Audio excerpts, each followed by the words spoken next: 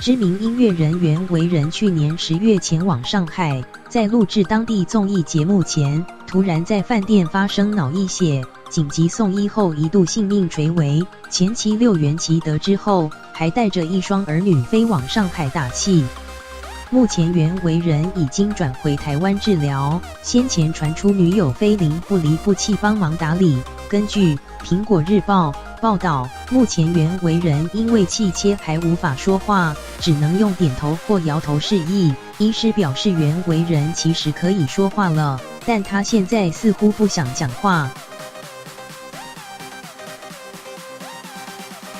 袁惟仁清醒后，现在右半边麻痹，左手可以握住保特瓶，但抓握不太有力。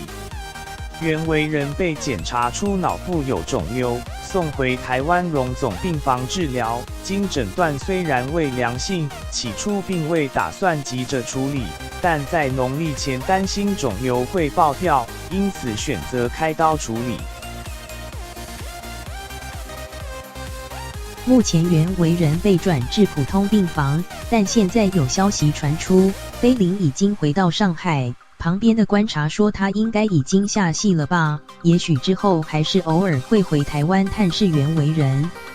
袁惟仁中风后，后续仍需一大笔费用复健，加上先前有欠下债务，目前经纪公司将打算号召歌坛前辈和好友们帮忙募款，希望助袁惟仁渡过难关。